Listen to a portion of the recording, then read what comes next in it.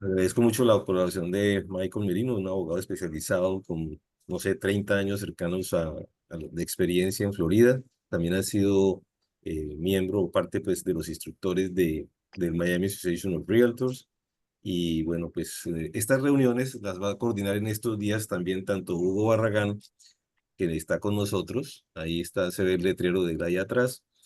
Y también Luz Estela Benavides, Claudia Carón, Francisco, Ángel también, porque yo estoy fuera de la ciudad y tendré limitaciones tanto de señales y lo demás, pero estoy seguro que todos lo harán muy bien. Eh, Seguiremos compartiendo información. Aquí, Michael, te reitero que es un grupo abierto a todos los brokers, realtors, que no necesitan depender o estar en una sola entidad. El tema indudablemente es muy importante, los temas no solamente este de los errores principales que se cometen, sino también pues todo lo que nos concierne al negocio. Hugo, si quieres sigue tú y introduces también, presentas a Michael. Bueno, bienvenidos todos. Gracias, Omar. Y yo creo que dadas las limitaciones de tiempo que tenemos y el tema tan interesante que nos va a explicar hoy Michael Merino, pues ya, entremos de una vez. Michael, la palabra es tuya. Ok, gracias. Buenos días a todos. Sí, el tema de hoy es uno que en inglés le dije, lo llamo Top Mistakes of the FAR Contract y no sé cómo traducirlo exactamente, pero básicamente sí, errores comunes que veo regularmente que cometen los realtors y pues personas que hacen contratos y más que todo es enfocado en el FAR contract, que es el que usamos todos y sobre todo el as is FAR contract. Entonces vamos a hablar sobre varios errores que yo veo muy frecuentemente y también vamos a hablar brevemente de unos, lo que llamamos los hot topics, que son cosas que están pues al día hoy eh, y un par de leyes que nuevas. Y después vamos a hablar sobre el tema. Creo que nos demoraríamos por ahí unos 35, 40 minutos más o menos. Ok, entonces hay alguien que quiere. ¿Yo estoy admitiendo a la gente o usted lo van a admitir? Ok, Nosotros, Michael, tú perfecto. tranquilo, Ok, listo. enfócate en tu presentación y Ok. solamente un punto de notas. Ujú. Vamos, es mejor dejar las preguntas al final. Vamos a tener unos 10 a 15 minutos al final, que así puedes avanzar con tu agenda de una manera más eficiente. Ok. Momentico moviendo mi presentación aquí. A ver, bueno. Ok. No sé si ahí ven am, mi slideshow. ¿Lo ven? Sí, ya compartiste. Ok, perfecto. Ok. Bueno, entonces, bueno, bienvenidos a todos. Yo me llamo Michael Merino. Algunos me conocen, algunos no.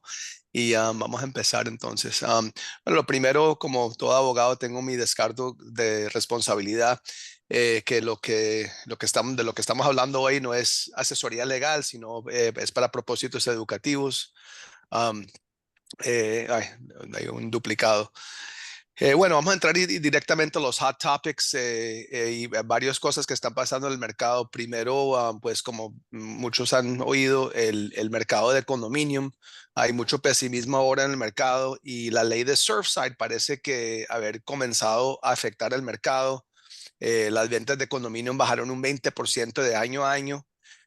Y creo que mucho de eso es pues porque ahora los bancos, los compradores, los aseguradores están muy encima de los condominiums y mirando a ver si los condominiums tienen sus reservas, etcétera. Entonces, eso ha afectado bastante el mercado.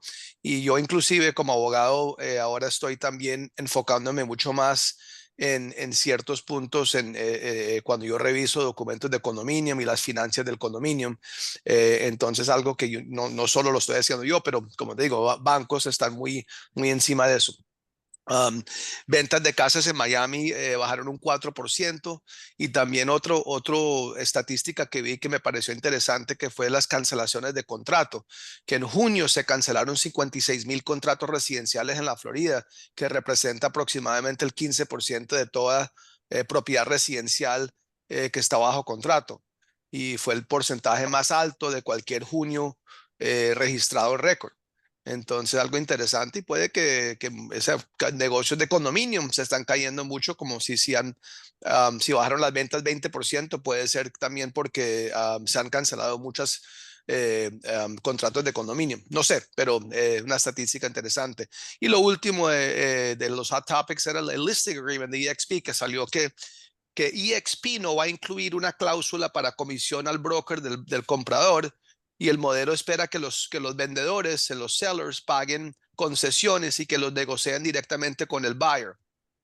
Bueno, y esto es algo que no sé cómo les irá a funcionar a EXP. Yo sé que muchos de ustedes son de EXP, pero cuando Coldwell Banker, Keller Williams, Remax y muchos de los otros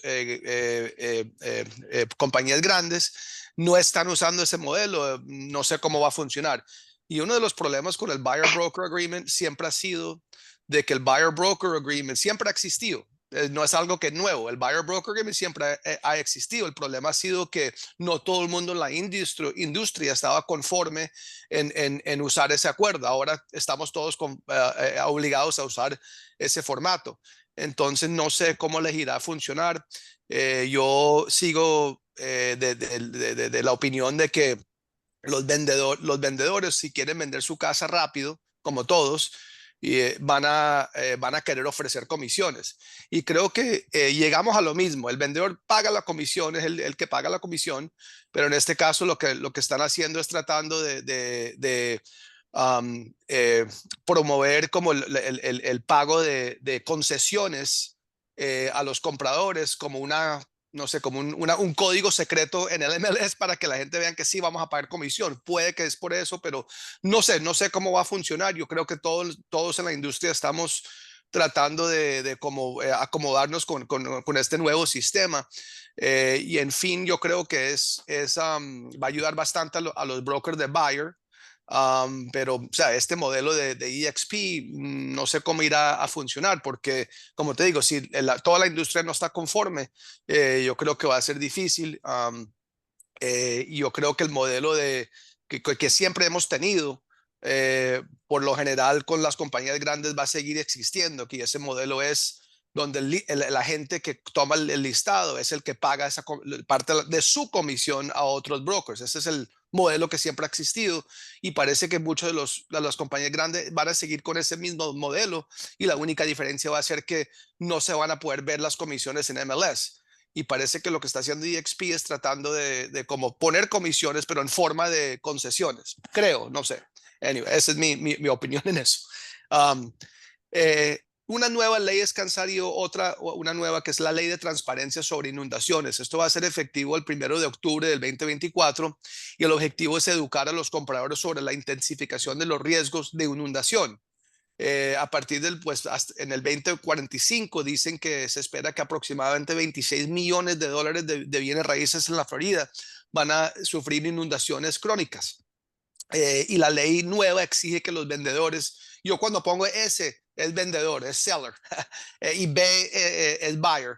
La ley exige que los vendedores proporcionen una divulgación sobre inundaciones al momento de firmar el contrato o antes de hacerlo. Ahora, la ley en la Florida siempre ha sido que un vendedor está obligado a divulgar a un comprador defectos materiales, defectos que no se pueden ver que pueden afectar el valor. Eso siempre existió. Entonces, esto es como otra ley como para específicamente para inundaciones. Entonces, los vendedores van a tener que divulgar los reclamos también que han hecho a un asegurador, o si han recibido asistencia federal, y requiere que le informe al comprador que la cobertura de seguro estándar no incluye inundaciones. Y esto es un problema que pues sigue existiendo.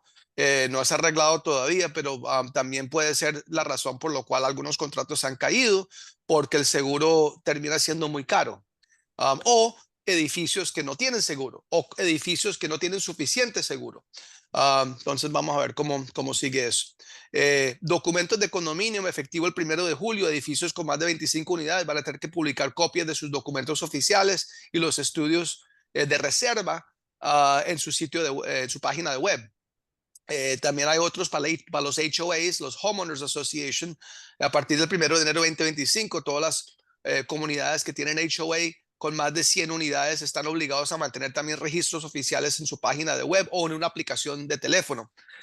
Y después, a partir del 1 de julio, todas las HOAs tienen que proveer a todos los residentes copias físicas o copias digitales de las reglas de declaración de los convenios a todos los miembros y a nuevos miembros. Disculpe. He estado enfermo los últimos días, entonces todavía estoy un poquito enfermo. Lo próximo es el Squatter Law. El Squatter Law es cuando es un problema que hemos tenido y se ha visto en las noticias, cuando alguien se mete a una propiedad que no, sin autoridad. O alguien vende una propiedad o alquila una propiedad que no es de ellos. Eso ha sido un problema en Craigslist y en Facebook, que gente dan un depósito y después descubren que la propiedad no es de esa persona. Entonces, una ley nueva que se llama el Squatter Law, que es efectivo el 1 de julio, y eso permite al propietario presentar una denuncia ante el sheriff.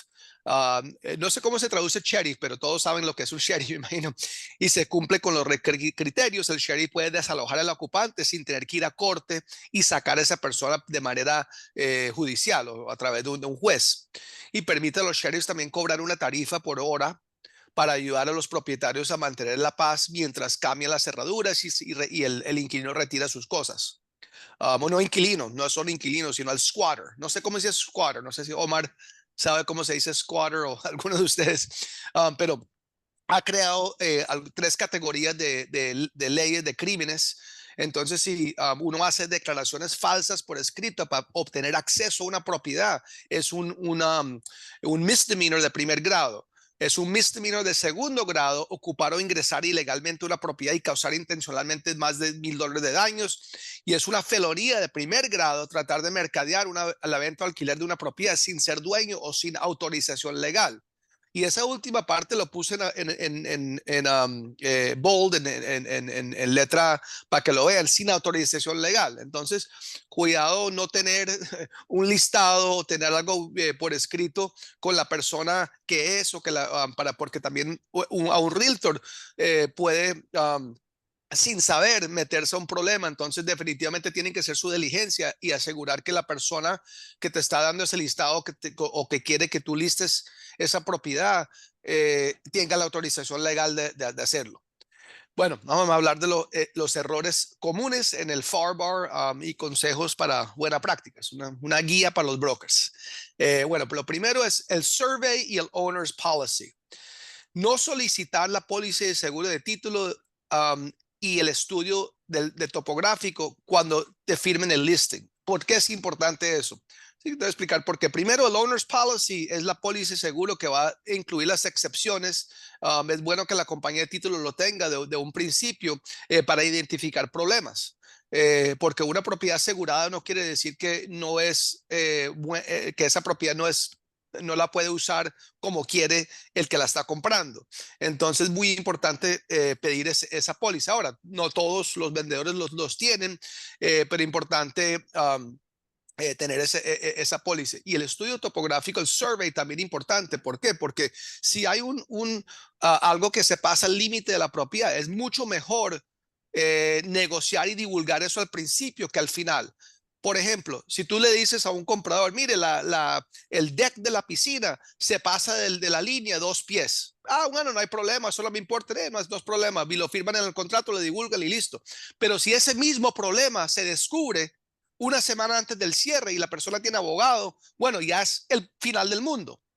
Ok, aunque no es gran cosa, van a decir, bueno, eso es un defecto y lo tienen que arreglar y me deben plata. Entonces, es mucho mejor tener esta información al principio para poder divulgarlo cuando entren a un contrato. Depósitos fuera de plazo. No entregar el depósito a tiempo es un incumplimiento, que sea al día siguiente, y esto es temas se descubren cuando se explota la transacción. Entonces, muy importante estar al día, estar encima de cuándo se tienen que entregar depósitos. Ok, muy importante. Lo mismo con aplicar a préstamos y a condominio. No aplicar para el préstamo o al condominio es un cumplimiento de contrato. Entonces, si dice que una persona tiene que aplicar al préstamo dentro de 5 días, si lo hace en el 6º día, es un incumplimiento. Lo mismo con aplicar a un condominio. Entonces, muy importante, te voy a dar un ejemplo. Tuve una señora que vino y era de la República Dominicana y yo no sabía qué es lo que estaba firmando y dijo que firmó el contrato para vender. Dijo, no, yo no lo quiero vender, yo no sabía lo que estaba firmando, que estaba en inglés. Bueno, primero le dije, el hecho de que está en inglés no es defensa.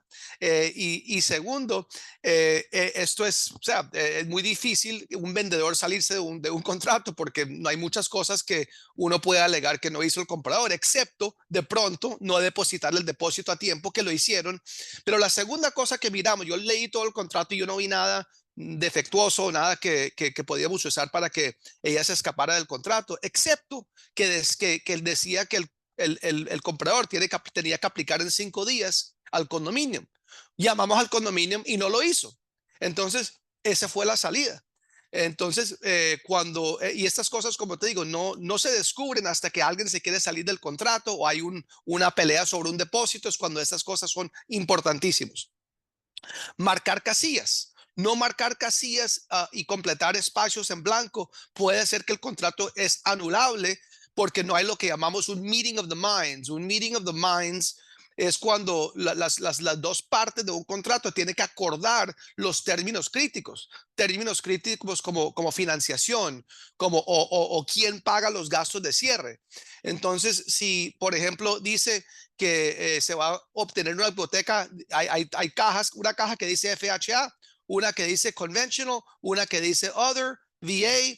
Si ninguna de esas casillas se ponen un check mark, se marcan, y más adelante alguien se quiere salir de un contrato, alguien como yo va a mirar el contrato y yo voy a alegar que aquí no hubo un meeting of the minds, aquí no hubo un acuerdo porque hay cosas críticas que no se acordaron. Entonces no hay contrato. Y si no hay contrato, no hay comisión. Entonces es muy importante chequear las cajas y asegurar que todo está, todo lo que diga check a box, hay que check the box, ¿ok? Ahora, hay blancos que dicen que si no se pone algo en el blanco, es X. Y eso está bien, pero hay muchos que dicen que hay que chequear una caja, una o la otra. Entonces, es siempre bueno asegurar que has chequeado todas las cajas y marcado todas las casillas. Propiedad personal, no incluir todos los bienes personales como lavadora y secadora. Acuerde que el contrato FARBAR en el parágrafo 1D de propiedad personal no incluye lavadora y secadora. Entonces, muy importante incluir cosas que no aparecen en ese parágrafo. Y si el vendedor te dice, sí, esto es los muebles del patio, yo los voy a dejar. Ok, si los van a dejar, póngalo en el contrato. Porque después lo pueden vender o lo pueden regalar si no hay nada por escrito.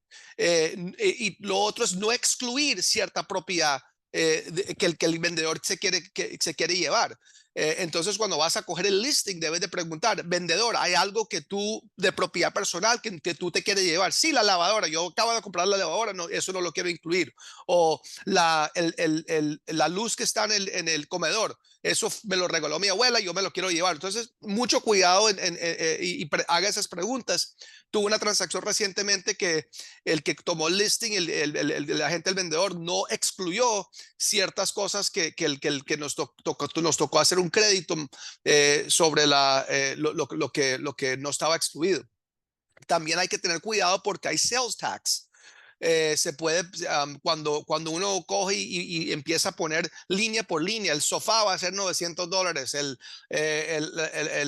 los muebles del patio otros 1,000 y uno va poniendo cada cosa, puede ser una situación donde estás expuesto al pago de impuestos de venta. Divulgación de interés personal en una transacción. No divulgar intereses personales cuando un comprador o un vendedor es un agente inmobiliario o es familia del comprador o vendedor. Eso es el Rider AA.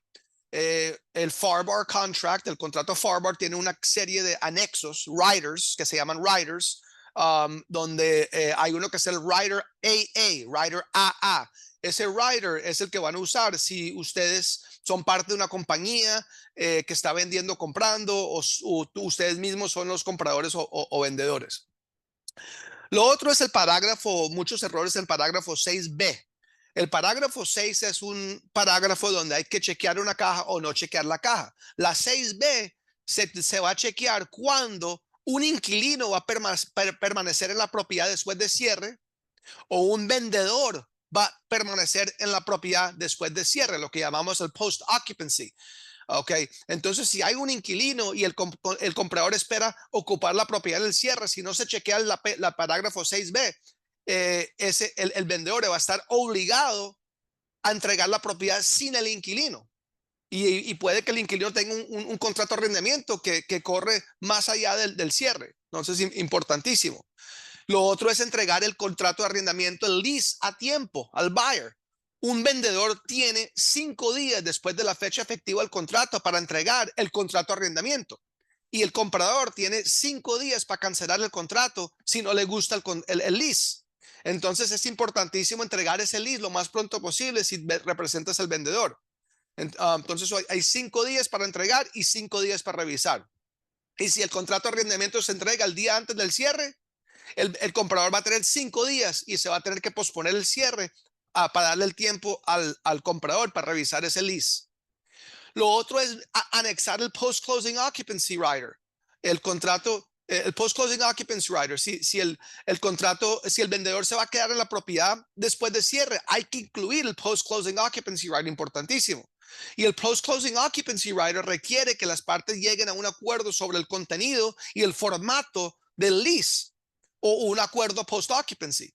Y si no hay acuerdo, el comprador o el vendedor puede cancelar el contrato. Entonces el error que se comete mucho es se hace el contrato, se hace el post-closing occupancy rider, pero nadie circula para revisar el lease o el post-closing occupancy agreement. Entonces, si un comprador dice, bueno, yo me quiero salir del contrato, ¿cómo me salgo? Y no se ha circulado ese documento, pueden decir, bueno, yo no estoy de acuerdo en eso, yo no voy a poner depósito, yo no voy a hacer esto, yo no voy. Entonces, es importantísimo ponerse de acuerdo el vendedor y comprador sobre el lease o el post-occupancy lo más pronto posible después de que se firme el contrato.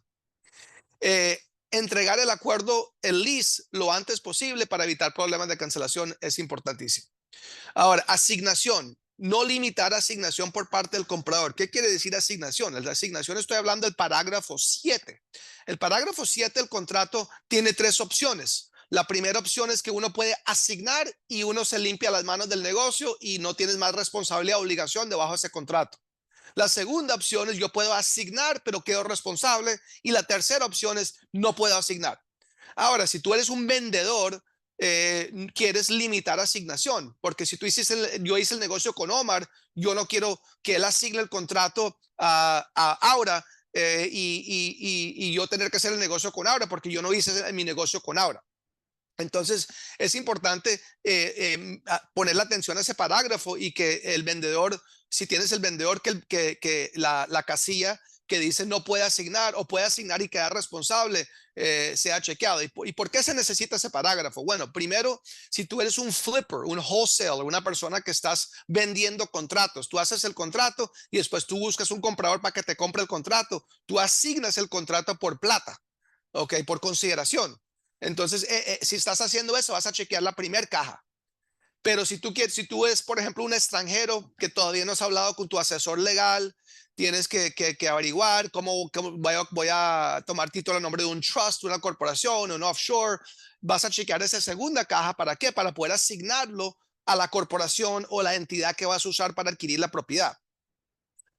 Valorización, no anexar un appraisal rider en el contrato. Acuerde que el contrato FAR/BAR no es contingente en una valorización. Okay, no es contingente en una valorización, excepto si tú anexas el rider F. El rider F hace que el contrato sea contingente en la valorización. Okay, y esto se usaría para préstamos convencionales y yo los uso para también para negocios en cash. Pero esas serían las 2 situaciones donde se usaría o algún negocio que no sea FHA o VA. Cuando son FHA o VA no se necesita el rider. ¿Por qué? Porque ya hay una contingencia dentro del rider. Y cuando es contingente es importantísimo entregar el appraisal a tiempo. O sea que si uno usa el appraisal rider, el rider F, dice que uno tiene el derecho a obtener un appraisal, pero el momento que tú lo recibas, tienes 3 días para entregar el appraisal al vendedor. Entonces, si el appraisal llega abajo y tú lo entregas en el 4º día, no puedes cancelar el contrato porque llegó el appraisal bajo, porque lo entregaste tarde. Entonces es una fecha crítica. Ponle mucha atención al rider F. Objeciones al survey. No objetar a tiempo los problemas del survey, lo que llamamos encroachments.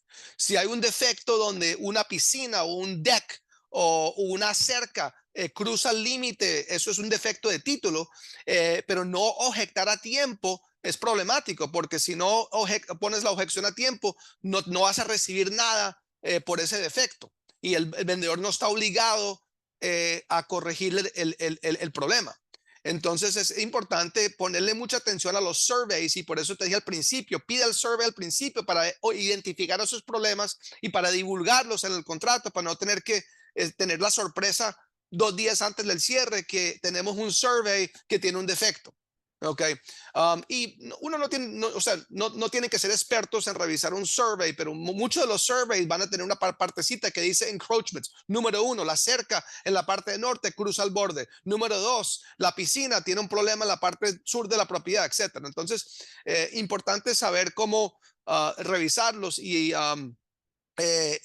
dependiendo de la compañía de título, el abogado es algo que deberían de revisar y mandar la carta de objeción. Muchas compañías de título no le ponen atención a eso, simplemente lo ponen como excepción en la póliza de título y listo. Entonces, ten cuidado. Divulgación de inundaciones. Conceda buyer tiempo adicional para cancelar debido a problemas de inundación. Estoy hablando del parágrafo 10D. El parágrafo 10D dice que un comprador puede cancelar el contrato por temas de inundación y seguro de inundación. Entonces, ese parágrafo, si uno no pone en el blanco la cantidad de días, son 20 días. Entonces, si tienes un periodo de inspección de 10 días y un periodo de inspección de inundación de 20, te estás dando 10 días extra. Entonces, ese parágrafo 10D debe tener el mismo número de días que la inspección. Ok. También toma en cuenta la nueva ley que vamos a tener que también divulgar problemas de inundación. No residentes. No sugerir a los no residentes obtener ayuda de profesionales adecuados. Una persona que no es residente tiene, o sea, hay muchos problemas que pueden tener, no solo con, pues, FIRTA es uno de los temas que hay que manejar cuando hay un extranjero en algunos casos, y el impuesto de sucesión es otro, que es el 40%, que muchos extranjeros no caen en cuenta que cuando compren una propiedad aquí, si mueren, le pueden quitar hasta el 40% del valor del inmueble en el momento de muerte. Entonces, lo bueno de eso es que se puede evitar. Entonces, por eso es importantísimo que el extranjero hable con un asesor para evitar ese problema. Okay. También se puede evitar FIRTA si se hace si se estructura de cierta manera. Entonces, cuando tenga residentes, que sea comprador o vendedor, eso debe ser como una luz que se te prende para referirlos a profesionales. El 1031. 1031 es cuando uno cambia una propiedad por otra para no tener que pagar impuestos de capital ganado. Entonces, ponle mucha atención a eso. No identificar oportunidad 1031 o no cumplir con los plazos de 1031. Pero si tienes un no residente, un extranjero, sí se puede aprovechar de un 1031 y usar el 1031 para no pagar impuestos. Ahora sí hay que hacer FIRTA y es un poco más complicado, pero lo bueno del 1031 es que quiere decir que el vendedor no se va a llevar su plata a invertirlo en la bolsa o comprar un negocio o llevárselo a su país. ¿Qué van a hacer? Van a reinvertir. ¿Y reinvertir causa qué? Que tiene que comprar otra propiedad y es otra comisión. Entonces, ponle mucho cuidado a los 1031. Si alguien tiene una ganancia grande, puede que sea una buena opción para ese vendedor. Ahora, errores de financiación que se deben evitar. Aquí en el parágrafo, estamos hablando del parágrafo 8b, y en el parágrafo 8b hay muchos errores que se cometen, que hay que tener cuidado. Uno de ellos es no marcar las casillas ni completar los espacios en blanco correctamente. Como saben, en el parágrafo 8b hay varios blancos y hay varias cosas que se tienen que chequear. Entre ellos está el tipo de préstamo convencional, FHA, VA, y también si va a ser un interés fijo, un interés variable o un interés fijo o variable. Y si no se chequea nada, va a ser para el interés, va a ser el prevailing rate, o sea, lo que da el mercado. Entonces, no limitar la tasa de interés cuando tienes el buyer también es un error. ¿Por qué? Porque si lo dejas en blanco, eso quiere decir que el interés que da el mercado es lo que tiene que aceptar el comprador. Entonces, si el banco le dice al comprador, bueno, hoy en día estamos al 7%, pero basado en tu crédito y otros factores, te vamos a aprobar, pero va a ser a un 9,5% o a un 10%. Bueno, uno no puede decir, bueno, entonces yo no compro porque el interés es más alto. No, porque ese es el prevailing rate, ese es el interés que da el mercado. Entonces no puedes cancelar, excepto si esa persona hubiera tenido en el blanco 7,5% y el interés que le quieren dar es el 8,5%, puede cancelar. Pero si no dice nada, no puede cancelar. Entonces creo que es importante limitar ese interés a más o menos lo que es el mercado. Lo otro es entregar el loan approval en lugar de entregar notificación del loan approval. Uno nunca debe de entregar el loan approval. ¿Ok? ¿Por qué? Porque el loan approval muchas veces contiene información personal, tiene las notas del broker, del banco, o entonces a veces tiene información de cuentas. Entonces, lo que dice el contrato FARBAR es que el comprador está obligado a entregar el loan approval, disculpe, el notice of the loan approval, o sea, noticia que recibió el loan approval, no el loan approval actual. Entonces, no entregue el loan approval. A mí me entregaron uno y ahí estaba una cantidad de información personal. Yo inmediatamente sabía que este comprador no iba a calificar. Ok, entonces no es bueno entregar el loan approval, sino noticia que se recibió. Lo Michael, otro es no solicitar actualizaciones periódicas por escrito del estado del préstamo a la gente del comprador y el lender cuando tú representas al vendedor. Debes de tener en tu agenda, hacerle un seguimiento con el broker y avisar, porque lo que dice el contrato ahora, anteriormente decía que un comprador estaba obligado a mantener al comprador al tanto con el préstamo. Pero Michael, ahora no dice eso. ¿Cómo? Michael, hay que enfatizar que en el punto 3 tuyo es no entregar el loan approval, porque es, con el debido respeto quedó entregar, o sea, quedó invertido, ¿no? Hay que tener que todos tengamos en claro eso. No Disculpe, entregar. no entregar, sí, ahí está. Eh, bueno, errores que se deben evitar, entregar el loan approval en lugar de entregar la notificación. O sea, el punto ahí importante es que no entregar el loan approval, entregar es la notificación del loan approval. Sigue. Sí, sí, eso es claro, que quede claro. Ahora, el punto que quería hablar era que en el parágrafo 8, anteriormente el comprador estaba obligado a mantenerlos al tanto. Ahora dice upon written request, dice. O sea que un comprador no tiene que mantener al vendedor al tanto y a la gente del vendedor, excepto si lo preguntan por escrito. Entonces, el punto es que deben de hacerle el seguimiento y mandar un correo electrónico al loan officer o al banco. O sea, ¿cuál es el estatus? Manténgame al tanto. Después, en 2 semanas, volver a preguntar cómo va todo. Entonces, el punto es no hacer seguimiento, es error. Asegúrense que están haciendo el seguimiento del préstamo. Lo otro es no notificar al vendedor que se recibió el loan approval o que se renunció la contingencia. Ok, porque eso es el 8B3. O sea, no notificar al vendedor que recibiste el loan approval o que está renunciando a tu contingencia, lo que llamamos un waiver.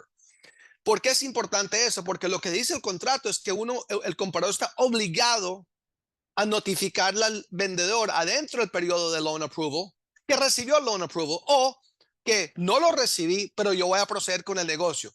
Si no se notifica que está renunciando o que recibiste el loan approval, el contrato se convierte en un contrato cash.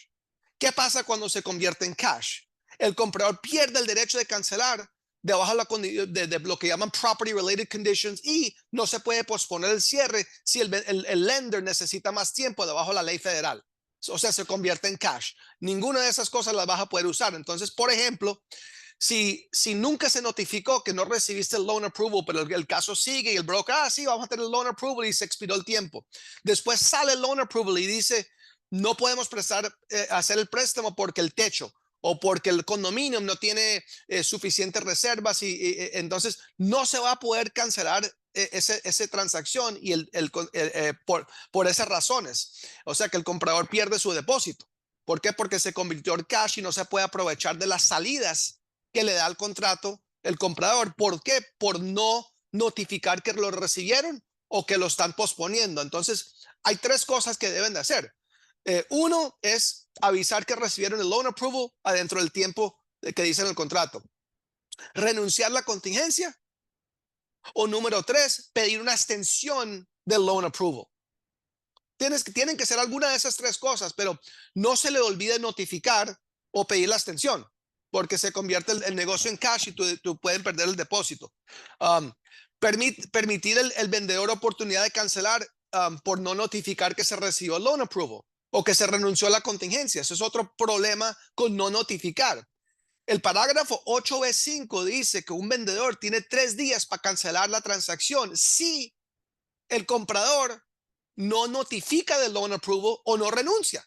Entonces le estás dando una salida al vendedor si no se entrega esa notificación. Lo otro es no notificar al vendedor cuando se cambien los términos del préstamo. Se debe firmar un addendum. Porque hay un caso, hay jurisprudencia puntual donde una señora le dijo al vendedor que iba a obtener un préstamo de $800,000 al 7%, fijo, interés fijo. Después, cuando fue donde el banco, bueno, yo te puedo conseguir uno de 900,000 con un interés variable más bajo. Bueno, hagamos eso. Fueron, hicieron el préstamo, salió el préstamo, pero después en la valorización, y esto fue en la época que después del loan approval se podía cancelar por dos razones: property related conditions, condición de propiedad, y el appraisal. Ok, ahora no hay al appraisal, ahora solamente es property related conditions. Pero en ese caso, ¿qué pasó? El comprador dijo, bueno, llegó bajo el appraisal, yo voy a cancelar como dice que yo puedo cancelar en el contrato. El vendedor dijo que no. ¿Por qué? Porque ese no fue el préstamo que nos dijiste que ibas a aplicar. Entonces no te vamos a dar salida en el contrato. La corte estaba de acuerdo. Entonces la señora perdió la plata y perdió el caso. ¿Por qué? Porque cambió los términos del préstamo sin notificarle al vendedor y no pudo aprovecharse los términos del contrato que le dejaba cancelar. ¿Por qué? Por no notificar al vendedor de los cambios al préstamo. ¿Ok? Y aquí están las cláusulas, aquí están las casillas que te tienen que hay que chequear: conventional, FHA, VA or other. Aquí está el blanco donde uno pone es fixed, fijo, adjustable or fixed. Y aquí está el blanco para el interés. Si tú dejas esto en blanco, va a ser prevailing rate, o sea, lo que da el mercado. Entonces es importante chequear las casillas aquí en este parágrafo 5, donde dice que si el comprador no entrega la noticia requerida en el parágrafo 8b3, que es el loan approval, al vendedor antes de expirar el loan approval, que el loan approval es waived. Entonces el contrato continúa como si fuera obtained, y el vendedor puede elegir terminar dentro de 3 días después de la expiración del loan approval. Okay. En todo caso, esto me estoy dando cuenta que disculpe que te puso una versión vieja del contrato, me estoy dando cuenta. Ok, eso lo voy a quitar antes de circularlo. Ok, reinventar la rueda, inventar, como decimos, no, ¿para qué inventar? No intente escribir una cláusula especial si existe un rider para el escenario particular. Ok, yo he visto gente que pone en las cláusulas adicionales: este contrato es sujeto a un appraisal o algo así. Bueno, ¿para qué hacer eso si hay un rider específico, el rider F, que indica que es contingente un appraisal y tiene la cláusula exacta como debe ser? no ajustar el rider adecuado al contrato. Si es FHA o VA, ajunta el rider FHA. Si es un condominio, ajunta el condo. Si es un HOA, ajunta el HOA rider. Y toma en cuenta que el HOA rider tiene que ser firmado con las iniciales antes o en el momento de la firma del contrato.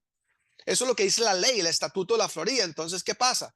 Si tú haces un contrato y no sabes que hay un HOA y después se firma el contrato y después el rider se firma después del contrato, le da la oportunidad al comprador cancelar. Entonces hay que poner una cláusula especial que ellos están cediendo sus derechos a cancelar debajo del estatuto. Appraisal rider, no olvide la fecha límite de entregar la tasación, eso lo hablé ya. Post occupancy, si es una persona, un vendedor va a ocupar la propiedad después de cierre, no se le olvide incluir el post occupancy. Un kick out clause, importante saber ese concepto.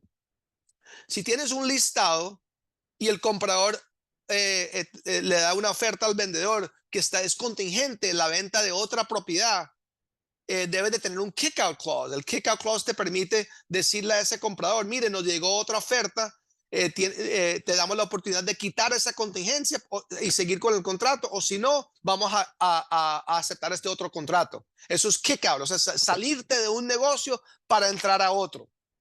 El rider de seguro, importante. ¿Por qué? Porque pues los seguros no sabemos cuál va a ser el costo y puede que sea importante, si es importante el costo de seguro, usar el rider de seguro que hace que el contrato sea contingente en el costo de seguro. Y si están operando Miami, acuérdese del tanque séptico, el rider de tanque séptico. Lo otro es no identificar discrepancias en los registros públicos. Si el MLS dice que es una casa de 4 cuartos, 3 baños y la página de web del Property Appraiser dice 2-1, bueno, eso es una bandera roja. Hay que inmediatamente investigar eso. O si el MLS dice que hay un bonus room es código para nunca le sacamos permisos para ese cuarto. Ok, entonces mucho cuidado con el bonus room. Amenazas de cancelación. Amenazar con cancelar un contrato hace si el vendedor no realiza reparaciones o no da crédito. Es una falta de contrato. Eso es lo que llamamos en inglés anticipatory repudiation. Entonces, si yo tengo, y te voy a dar un ejemplo, yo tuve un caso donde había un contrato ACES y el agente del comprador le llama al vendedor, al agente del vendedor le dice, mire, hicimos la inspección y queremos que ustedes paguen un crédito de X o hagan las reparaciones, o si no, vamos a cancelar. Y el agente del vendedor le dice, no vamos a hacer reparaciones, no vamos a dar crédito. Ok, bueno, vuelve a llamar. Bueno, si como no lo van a dar, vamos a cancelar. Ok, está bien. El vendedor y el agente listado hacen otro contrato con otro comprador. Después el primer comprador llega y dice, bueno, ellos cambiaron de tema, vamos a seguir con el contrato. Nunca se hizo un release. Y en ese caso, pues fue cuando me contrataron, porque después el comprador primero amenazó con una demanda y que iban a demandar porque había contrato, pero hay jurisprudencia específica en la Florida que dice que si uno amenaza a cancelar un contrato cuando el vendedor no tiene obligación de cumplir con nada, porque eso es un breach, eso es una falta de contrato. Entonces, lo que debió de haber dicho el agente del comprador es, si no hacen el crédito o si no arreglan esas cosas, vamos a considerar cancelar. Ok, muy diferente que decir cancelar. Entonces, cuidado con eso. Amenaza con acción administrativa en disputa. Si lo hace X, si tú no haces X, yo te voy a reportar a FREC. Eso es posible extorsión en el estado de la Florida. Uno no puede, si quieres reportar algo, repórtelo. Pero cuando tú empiezas a decir, si tú no haces X, no me entregas ese contrato de vuelta y yo te voy a reportar al board o a FREC, eso es un delito. Es posible extorsión. Lo otro es que yo le digo en inglés, count to 10 before you hit send. Las huellas digitales son para siempre, son permanentes. Y en la Florida uno puede descubrir mensajes de texto, correos electrónicos en un litigio. Entonces, mucho cuidado lo que uno dice por escrito. Divulgación, no divulgar mejoras no permitidas. Sí, como les dije al principio, sí, es mejor divulgar al principio y que no se descubran después. Documentos de condominio. Acuerda que el comprador tiene 3 días para cancelar el negocio desde el momento que reciben los documentos completos. O sea, que no entregar los documentos de condominio al tiempo puede causar un problema donde le da la oportunidad al comprador a cancelar. No preguntar sobre special assessments y no divulgar esos special assessments si tienes el vendedor. Hay que hacer la diligencia y preguntar y averiguar si hay special assessments. Lea los minutos de las reuniones, los documentos financieros, reservas, los si qué van a hacer al tema de los sprinklers, reportes estructurales, etcétera. Importante hacer la diligencia si eres comprador o si eres vendedor para poder divulgar estas cosas cuando uno hace el contrato. Lo otro es cuando uno usa el as is contract, no insertar no ponerle una cláusula especial para proteger contra violaciones de la asociación o violaciones gubernamentales y problemas de permisos. Es un error, gran error. ¿Por qué? Porque el as is contract lo que dice es que uno tiene X cantidad de días para investigar todas estas cosas. Y si uno no descubre estas cosas adentro del periodo de inspección, es problema del comprador. Ok, entonces, por ejemplo, una violación de la asociación, no pintaron la casa, hay que pintar la casa, hay que hacer un lavado del techo, hay que poner un driveway nuevo. Ok, esas violaciones, si se descubren después del periodo de inspección, es problema del comprador, no del vendedor. No hay nada en el contrato que dice que un vendedor tiene que arreglar violaciones de la asociación o violaciones de permisos o cualquier otra violación de la ciudad o del condado.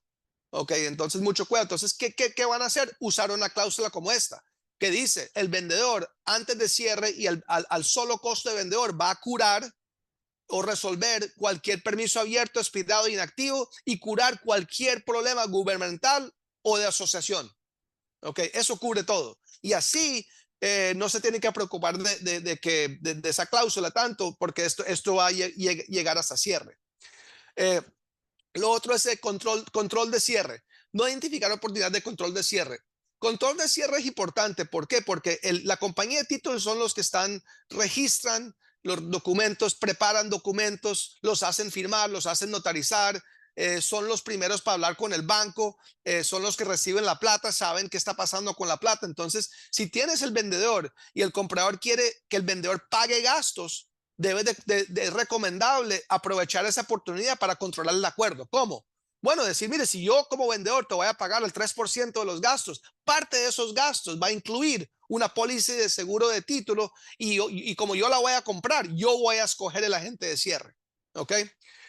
Consideración para extensión. No obtener consideración por la solicitud de extensión. Bueno, si alguien te pide una extensión 3 días, ok, bien, pero si estamos en la tercera extensión, yo creo que es recomendable que pedir alguna consideración. ¿Qué consideración? Bueno, ceder sus derechos a la inspección, ceder derechos al survey, poner un depósito adicional, soltar el depósito. Y sobre todo si uno piensa que, bueno, esto nunca va a cerrar y vamos a terminar disputando el depósito, mejor aprovecharte de una vez y decirle, mire, ¿sabe qué? Te doy la extensión.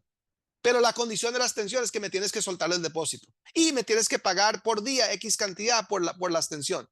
Ok, reciba alguna consideración, no simplemente dar la extensión. Y eso es cuando, o sea, te han pedido varias extensiones. Préstamos de PACE, no preguntar sobre préstamos PACE al aceptar la cotización.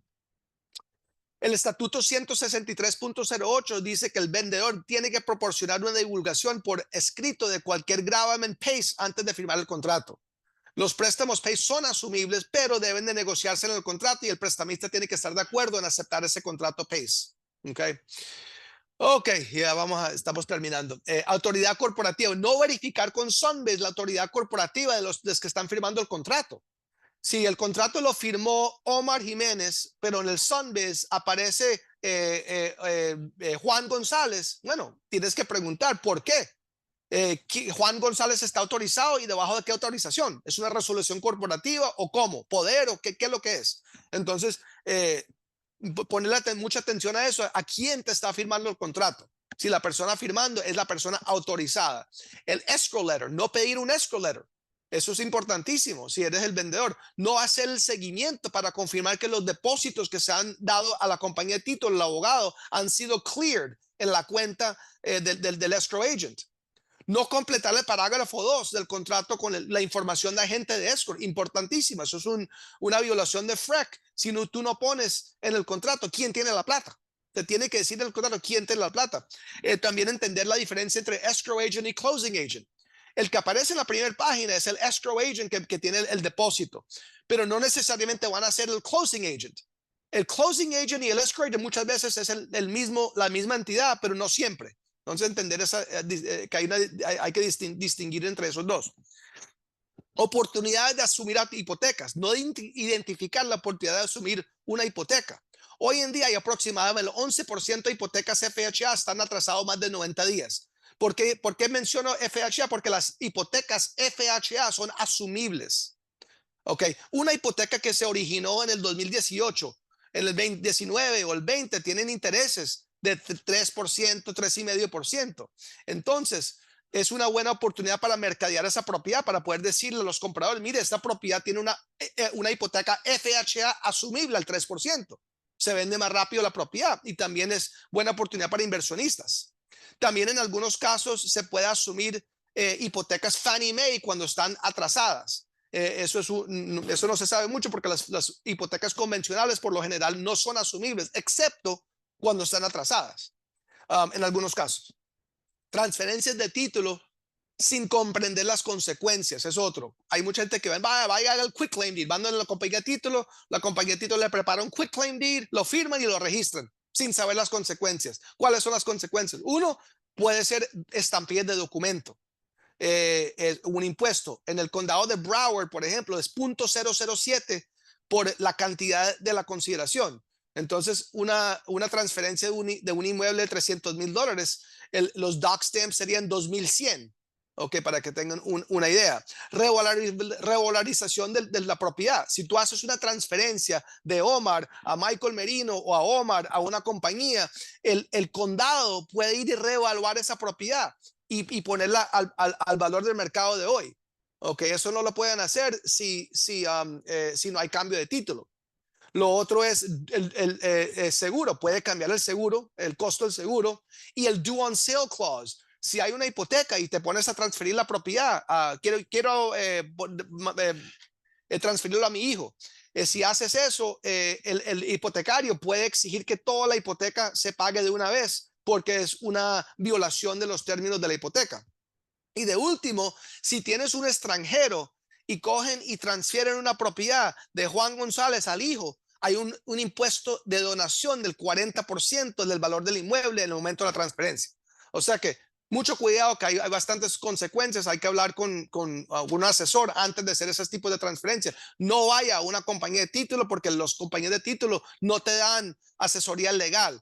Los compañías de título no son abogados, son corporaciones que proveen seguro de títulos. Es todo lo que hacen. Entonces, no cuenten con ellos. Si ellos te pueden preparar una escritura, pero no te pueden dar el consejo legal de las consecuencias de esa transferencia. Ok, eso es todo. Maravilloso, Michael. Muchas gracias. Ok, no, de Tenemos nada. unos pocos minutos para atender preguntas. ¿Puedes tú colaborar con las preguntas, Michael? Sí, claro que sí. Ok. En el chat de Arturo Morales, es muy común que realtors que no son listing agents publiquen en redes sociales propiedades en renta, aunque no sean los listing agents. Si alguna persona está interesada en rentar esta propiedad, entonces el realtor que publicó en sus redes representa al inquilino. ¿Esto es ilegal? Si un realtor va a promocionar un listado de otro realtor con tal de que tenga el permiso para hacer eso del otro realtor, no le veo el problema. Si hay un acuerdo de que sí, que el agente que tiene el listado le va a pagar comisión a ese broker y hay un acuerdo, no lo veo problemático. No sé si esa es la pregunta. Correcto, O era de pronto no. advertise, era publicarlo. Sí, no, Dos. no, como te digo, si hay permiso de la gente para publicar, no le veo problema. Ok, Perdón, Michael. Soy Arturo Morales, el que hizo Y la Arturo, pregunta. Nada ok, más. sí. No, generalmente no hay un acuerdo escrito ni verbal. Generalmente sacamos del MLS aquellas propiedades que vemos atractivas para renta y nosotros las publicamos en nuestras redes sociales. Cuando hay una persona interesada, entonces nosotros firmamos con esa persona interesada un acuerdo para representarlo en esa renta y contactamos al listing agent, este, Es la primera vez que lo contactamos diciéndole, oye, tengo un cliente interesado en rentar la propiedad que tienes. ¿Eso sería Ok, ilegal? ok. Yo no creo, ilegal no, pero podría ser contra las reglas de MLS. Y si en MLS hay un field que uno puede, que dice OK to advertise. Y muchas veces los realtors ni lo chequean, pero si dice OK to advertise, sí, tú lo puedes hacer. Pero si no dice OK to advertise y tú estás mercadeando esa propiedad sin el permiso del listing broker o de MLS, yo creo que es una violación de los términos de MLS. Y eso es algo que le preguntaría a tu broker y a MLS, pero yo creo que mercadear una propiedad que está en MLS sin permiso es problemático. Yo creo que ahí sí te puedes meter en problemas si no tienes el permiso de la gente que tomó el listing. Entendido, Michael, muchas gracias. Ok, la siguiente. Gracias. ¿Qué pasa si el vendedor no cumple con un requerimiento firmado en un addendum, como por ejemplo el cambio de aire acondicionado? ¿El comprador se puede salir? ¿El comprador tendría que enviar un release and cancellation? De parte de Irma Díaz. Cualquier otro término del contrato, si no cumplen con cualquier término, el vendedor que donde no están obligados a cumplir, sí, o sea, ya eso crea una falta del vendedor y yo creo crea la oportunidad para un comprador cancelar, aunque en casos como ese, lo más lo más común es mandar un demand letter, o sea, una carta diciendo que mire, tienes que cumplir y si no, vamos a cancelar o vamos a demandar. Pero los remedios del comprador están en el contrato, en el parágrafo 15, donde dice que el comprador puede cancelar y exigir que le devuelvan el depósito o demandar por daños o specific performance y recibir gastos de abogado si gana. Entonces, sí se puede cancelar. Siguiente. En una venta con un loan, con un préstamo de PACE, entendí que solo son transferibles si el contrato es cash, ya que los lenders, prestamistas, no lo aprueban. PACE dice que sí son transferibles, pero no dan la información completa. De Sí, parte de Janet. Lo de Pace ha sido un poco problemático, pero lo que sí está claro es que lo tienen que divulgar. Hay bancos que los aceptan y acuerden que los Pace loans por lo general están adentro de los impuestos, como un assessment adentro de los impuestos.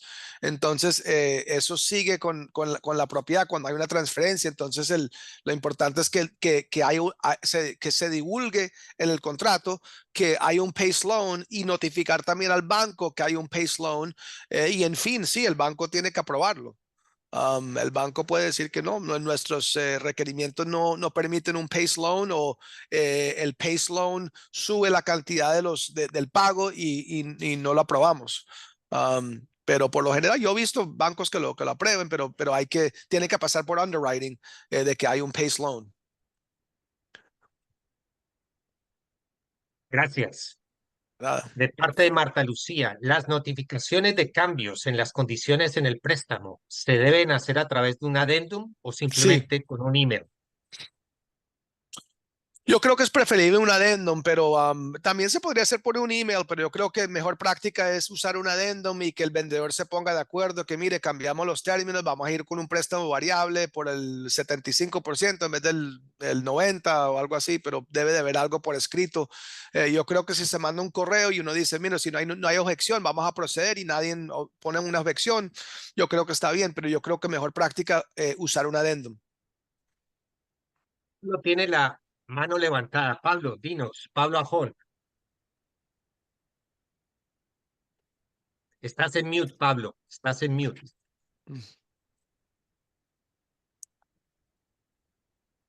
Si uno coge y pone propiedades que hagamos que no publiquen que son de uno, como rentas de casas como tipo Investment Homes o apartamentos de rentas lejos, y uno los manda a una lista o un enlace que tiene esas propiedades, ¿eso es considerado felony? De publicar propiedades que no son de uno, si no están publicadas directamente, Bueno, digamos que... por eso Mi puse escalera, mi ¿no? escalera. ¿Aló? Ah, hay alguien que no está en mute. Creo que es el... Sigue. Ay, ya. o sea, para entender la pregunta, Ya está en mute, ya está en mute. Sigue, Michael. Tienes que abrir el micrófono otra vez. Michael, tienes que abrir el micrófono.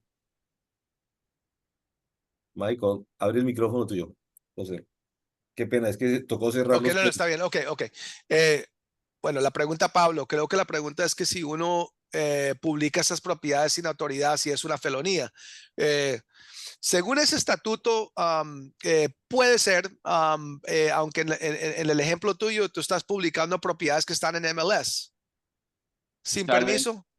No, no, no. La idea mía es, ok, publico propiedades que sí que sí permiten, El ¿cómo se llama? MLS. Sí permiten el MLS, pero de esa gente les voy a mandar un enlace de otras propiedades que no están en el MLS, ¿verdad? Porque normalmente no te permiten hacer propaganda, pero puedo decir, ok, estas son otras opciones, ¿verdad? Digamos, apartamentos de rentas o casas de corporativas tipo Ujú. invitation homes, ¿ya? Donde normalmente no te dejan publicarlas, digamos que en ninguna parte de social media, por si les mando un enlace privado una vez que comienza la conversación, ¿eso es considerado felonía también? No, no, yo creo que si esas propiedades, si Invitation Homes está ofreciendo comisión, me imagino que tú o sea, antes de mandar ese tipo de lista, me imagino o sea, no trabajas gratis, entonces quieres que esos Invitation Homes y los landlords corporativos que tienen apartamentos que paguen comisión, si ellos dicen, sí, pagamos comisión, um, o sea, yo le pediría a esos tipos de entidades el permiso para mercadear, pero en la gran mayoría, si están pagando comisiones, yo no, o sea, no lo veo problemático, pero yo creo que para estar seguro, quisiera tener como un correo electrónico o algún nombre de alguien con quien hablaste que te permite mercadear esas propiedades. Por lo general, no lo veo problemático porque son compañías que aunque no están en MLS, pagan comisión. O sea que, pero ese yo creo que sería, o sea, para tener cuidado es asegurar que esas entidades te dan el permiso para mercadear. Y sobre todo con ese nuevo estatuto. Sí, Muchas lo gracias, sabemos. Michael. Gracias. Hemos llegado ya a las 10:04, así que por cumplimiento de agenda, le agradecemos la participación. Okay. Omar y el grupo va a poner tu información también en el chat. Ahí está en la página. En este momento pueden tomarle una foto para que puedan contactar directamente al abogado Merino con las preguntas más personales o con alguna consulta profesional. Y pues nos despedimos en esta versión que Okay. estuvo muy interesante. Michael, Omar, Gracias. muchísimas gracias. Ok. Una observación aprovechando, Sí. estamos aquí. Recuerden que vamos a viajar en octubre a Colombia y me pueden escribir directamente para conocer más sobre esta gira donde pueden ir todos las personas que estén interesadas, los realtors. Estaremos en Bogotá y Medellín. Entonces quería hacer esa nota comercial. Michael, muchas gracias, Hugo. Okay. Gracias. Quedan preguntas que seguramente pues, las van a escribir también.